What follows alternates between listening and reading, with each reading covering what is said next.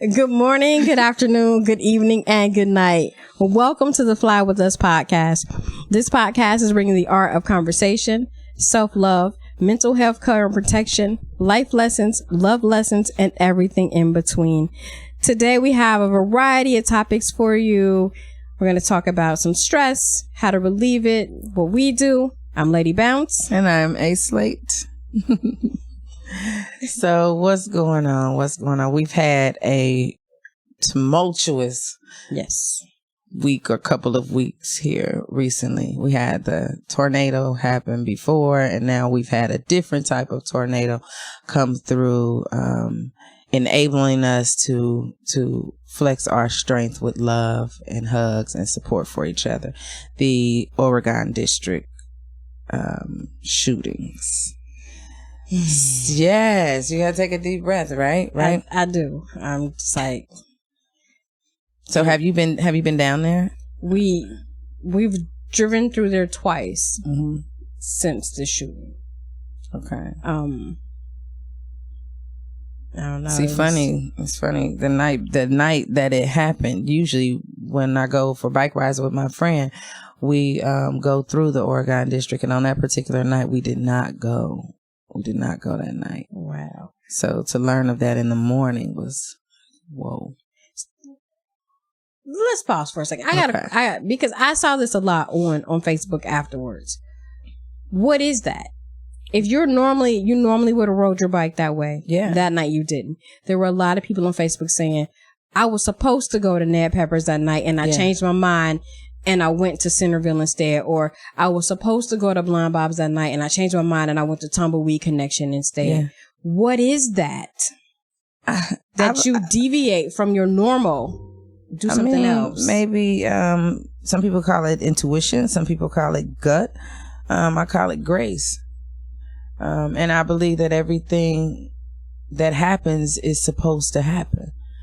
I do believe that, as unfortunate as this is, is traumatic, especially when I keep thinking of the mother with the 2 young children. Yes. And I seen some of the pictures of her and her baby at the photo shoot. They did a photo shoot. They did. I'm looking like, this is beautiful. This is so beautiful, But you wonder, like, why her and why them, why any of the people. But then you have to look at it for what it is. It happened. And then my thing is, what do we do? How can we help? How do we support those children? How do we support the survivors? How do we support those that are grieving? We have some people that have come up, we know, and created crosses and they've created. Did you see the man who drove all the way from El Paso? Yeah, and they said he does that nationwide. He does that nationwide. But it really hit because, El Paso also had a shooting the day before. Actually, 12 hours before our mass shooting here, they had one at the Walmart in El Paso.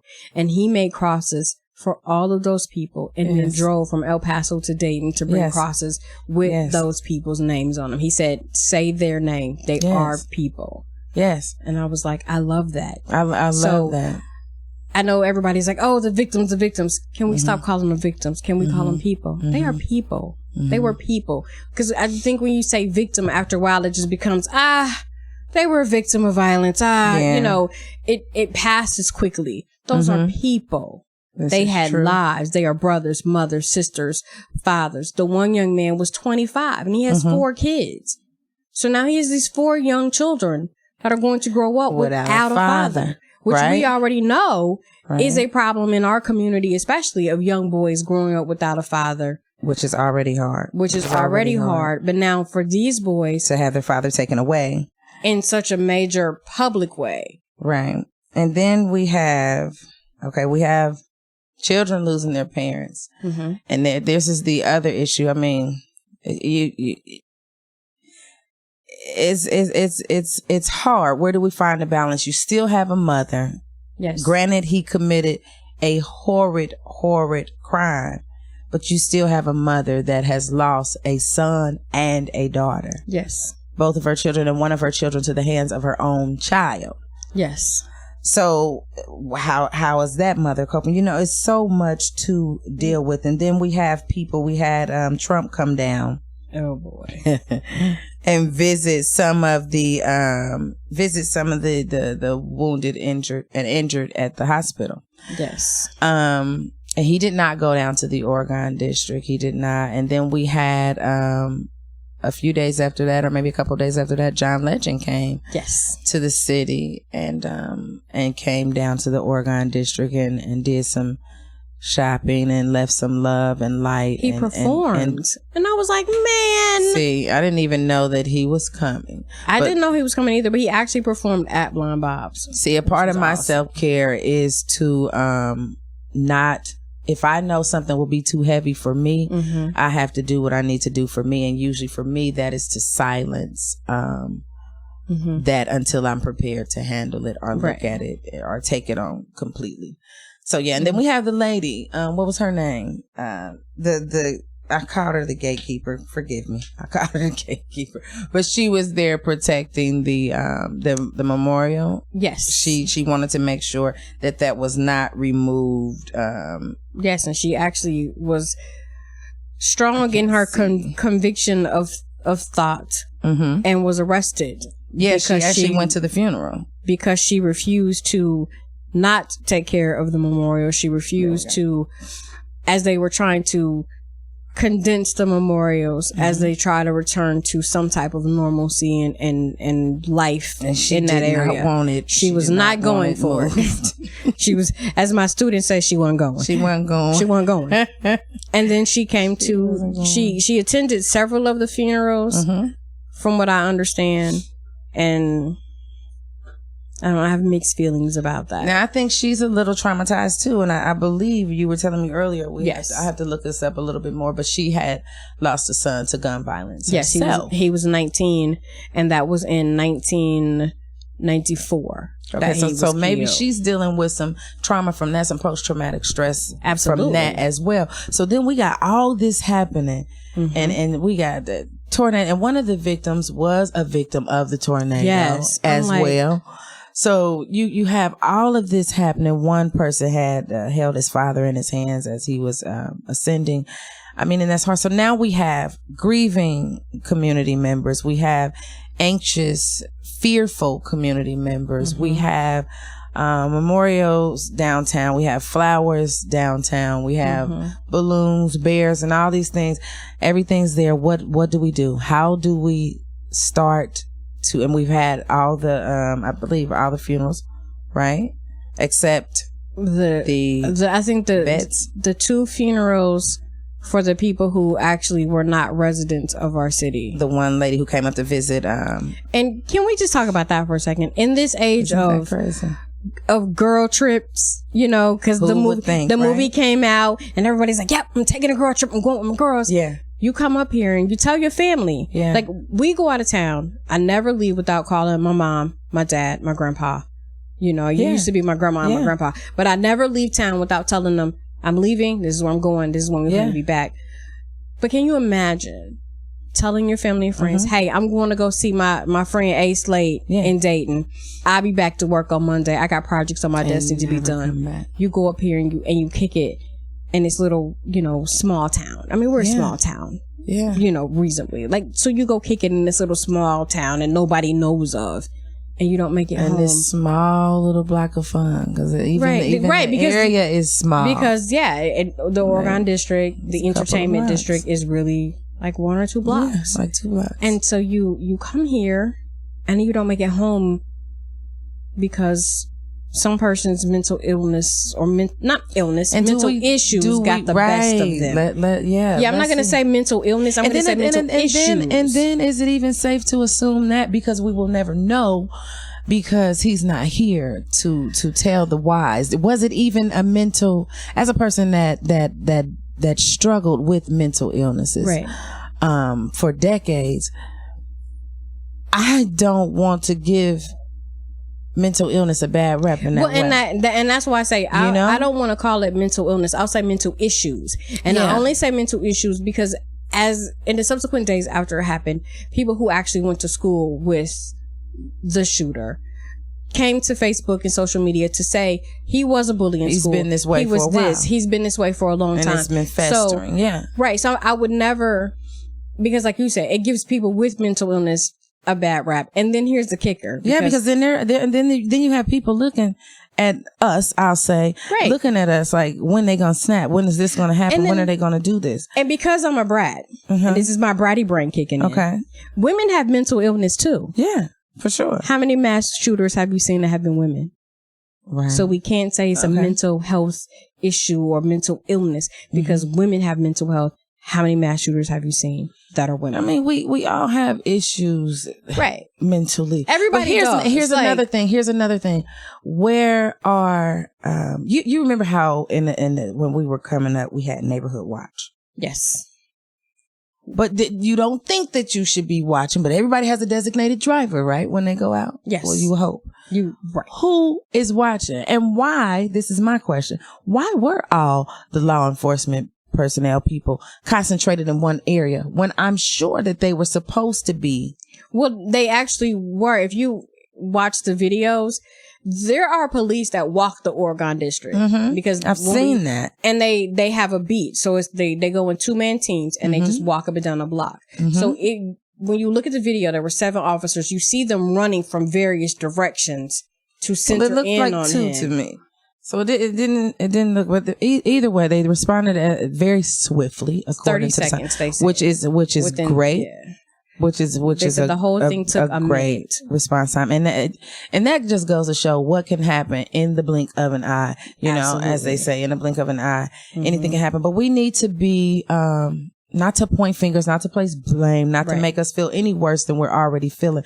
Let's be more vigilant in paying attention to our surroundings and looking out for one another and watching. And if something looks suspicious or feels weird, respond to that. Right. Because you have to trust what you're feeling inside. You got to trust your gut. You get those feelings for a reason. When you say, what is that thing? I don't know what that thing is, but that thing said, don't go tonight. Well, and then when I think about, like when September 11th happened. Yeah. Jay's, friend Corey, his brother worked in the World Trade Center. That was the first one that got hit by the plane. He happened to get up that morning and just decide, I don't feel like going to work today. And he called off. Yeah. Had he not called off, he would have been right where the plane hit. Okay. He said, I wasn't sick.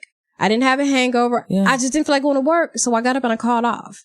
Yeah. So I'm like, what is that innate thing that you have? That just and then for those that still decided to go, we don't want to say that their intuition was not as strong, and I'm not going to say they are them anymore. So it took me.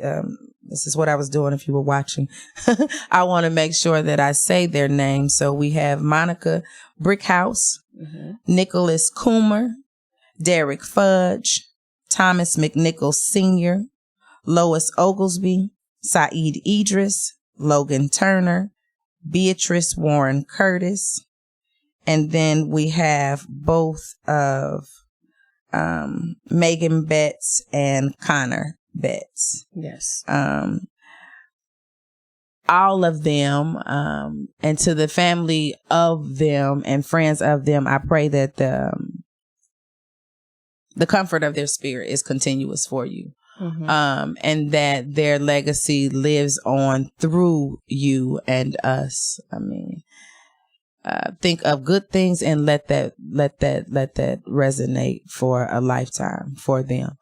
Let's not let their lives be in vain. So I wanted to make sure we said their names. Yes. Let's see, with the woman that was down there, I can't think of her name. She has a hyphenated name, and part of her last name was Strong.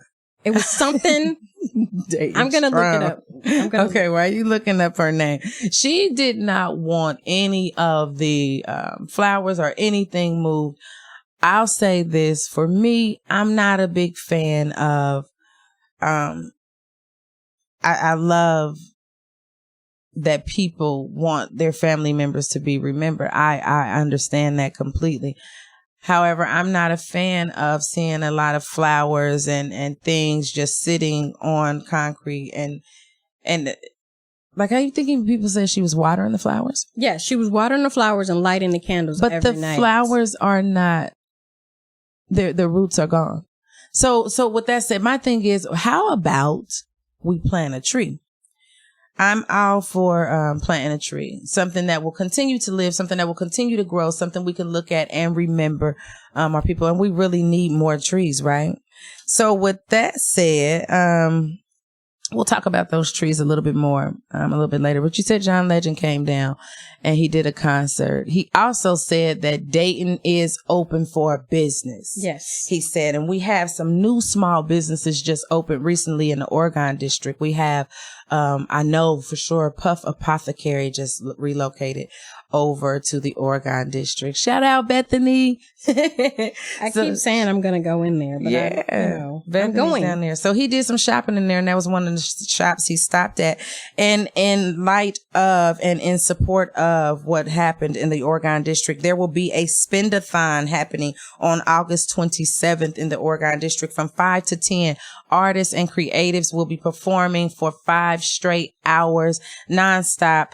You can feel free to make a donation to any of your favorite artists out there performing. I signed up to do my part. I hope to see you there. You can donate monies in the jar or bucket or basket or whatever that performer has out there. And all proceeds will go towards, go to the family members of, the victims of the Oregon district shootings. So, yes, this is what's happening, and this is what we're attempting to do to regain some type of normalcy. So I'm thinking of 5 things we can do to relax. I know for me, one of my things is I love to get to the water. Take me to the water. I love to go to the water. I'm about to start singing Al Green. Take me to the river. I got a phone. Oh, shoot, okay. Drop me in the water. She always got a song, but we know, right? That's why we call her Lady Bounce, because she keep her DJ skills on point. So, yeah, I like to go to the water. Of course, more water. I like taking long baths that sometimes I fall asleep in. And then what else I like to do? Of course, poetry. I love writing. I love writing my poems when I can. Pretty much I ain't been able to do a lot of relaxing. So I got 2 things on my wish list for relaxing, and one is sleeping. I would love to sleep and rest. And then another way I relax is coming to do the podcast with my sister, our Lady Bounce, because it gives me a chance to get some of my emotions out, my feelings out, some things that's been on my mind all week, and hopefully she feels the same. What's your 5? Well, I would definitely have to say doing the podcast, but aside from doing the podcast, I think it's our pre-show. Like that's the funnest part. The stuff that doesn't make it on camera when we're just sitting here, like, cracking jokes, and that is the funnest part. And for me, sometimes having those sarcastic thoughts and being able to say those sarcastic things that I really want to say, and knowing that when I say them, you understand I'm really just joking, that that I'm not serious. Yeah. Because I think that's important, you know. So one of the things that I do is I find my tribe, if you will. Oh, I love that. I find people, I found my and I surround myself with people that I can be my snarky, snotty, sarcastic, happy, hasididy on a budget self. To relax. Right. Like, and definitely be you. And if I want to pull out my inner Starkeisha, that I can do that, and people but people realize that that's really, like, that's not who I am. Right. All of these different parts making me up. Yes. And these are the same parts that make up anybody else. Yeah. And if you walk around and you're not being authentic with the people that you're around, you're in the wrong place. Come on now. If you feel like I've been in those I gotta places. talk a certain way, or I gotta be a certain way, then you're around the wrong people. Yeah. And 9 times out of 10, what I've learned is when you doing that, it's not that you're around the wrong people. You got the wrong idea. You don't have to be that. They want you to be you. Right. And they probably like you. I found out people like me better when I'm all 59 of me. I say that too. And that, as a Gemini, I'll tell somebody in a minute, I am a true Gemini. Mm-hmm. And depending on the day, the mood, what I've been through, or where my mind is. You might get Nikki, you might get Lady Bounce, you might get Keisha, you might get Shantae, you might get the professor. It just depends. So I appreciate being able to be around people that understand that and go, oh, that's just who she is. So as long as we can keep Lady Bounce in a place where she can relax, we cool, because y'all don't want to see her turned up. And there's this shirt that I always see on Facebook that says, if you can't handle that I think in song lyrics, then we can't be friends. Oh, she really does. Because I think in song lyrics. I think in movie titles. She really I like does. movie scenes. Like, school just started. So there's this boy. He just got his waves, and his waves have finally come in. Ooh. So he spent all day brushing his hair. And I said, you ever seen this movie called Poetic Justice? And he was like, no, I'm not that old. I said, well, you got to watch this scene. So I pulled it up on YouTube. The scene where she like gone brushed her week's face. And he was cracking up. He said, Miss Webb, that's dirty. And I was like, I said, I'm sorry. And I said, your waves look fresh. I was like, I'm swimming. But I just want to let you know, every time I see you brushing, this is what's coming to my mind. So if you see me smiling, then that's why. He was like, I'm just going to put my brush up. Y'all have to learn to listen between the lines. Lady Bounce likes to be with her tribe to relax. She likes to watch movies to relax. Yes. And she loves to laugh to relax. I do. I love to laugh. I think it's therapeutic. I want y'all to find y'all ways to I saw this to breathe. You know, like Celestial Seasonings has the sayings on the box. And one of the sayings says, a day without laughter is a day wasted. Come on now. So if you don't laugh every day about something, I mean, I think this is my best year because I finally heard the sound of my own voice. It's a bit annoying, but I really, really, really like it. Yeah. So do take some time to laugh. But we're going to go ahead and go to our self-care moment and our mindfulness minute. We had this new beautiful book with this pink lotus flower on it. Come through, Lady Bounce, with the new book. What's these leaves called? Lily pads? Yes. They're so cute. They look like elephant ears that be in the front yard. Mm-hmm. But the book says, be mindful, plant the seeds of clarity, wisdom, and compassion. Come on. We need that. So what I'm going to do is, first of all, remind you of the Spend-a-thon that's going to be in Dayton's Oregon District. And then you come out and support the businesses of the Oregon District on Tuesday, August 27th. And you can go every other day too. But on this day from 5 to 10, while you're shopping, the streets will be filled with music and art on every corner. It's the music that's the community's way of reclaiming this beloved space. This will be our reply to violence, to make music more intensely, more beautifully, more devotedly than ever. Leonard Bernstein. So that's that on August 27th, and the fundraiser will be going on until September the 2nd. Check out Dayton United or the Dayton Foundation to get more information about the Spend-a-thon. Okay. Our self-care assignment for this week will be, please plant a tree. Go to your local nursery today and pick out a nice tree for your yard or for your loved one that has ascended. There are endless varieties of trees to choose from. There are evergreens, flowering trees, fruit trees, and ornamental trees, just to name a few. You can even buy a tree online and have it shipped to your front door. Check out www.arborday.org. You will not only add beauty and shade to your space, but you will also help improve the air quality as trees remove carbon dioxide from the atmosphere. It is a great story to tell when the child or person you know grows up and sees this tree tall and proud in front of them. Go ahead and get your plant on today. Might be a little late in the season, though. Plant you one in the house. On the other, let's do our mindfulness minute. Still plant y'all trees, please. Mindfulness minute. This is so cute. Our mindfulness minute for this week is breathe, baby, breathe. Breathe. I know that some of us are extremely anxious, angry, traumatized, upset, depressed. There's so many emotions that are coursing through our bodies right now. However, as long as we can feel them, we are still here and we still have the opportunity to change how we are feeling and how we are responding and how we move forward. With each breath, I slow the march of thoughts in my mind. With each breath, my body relaxes and I welcome the calm of the present. With each breath, I let go of stress and worry, inhaling peace. My being is centered, grounded, and serene. With each breath, I release the concerns of the day. Yeah. Now that we done had a breath to breathe, we got to go on over to our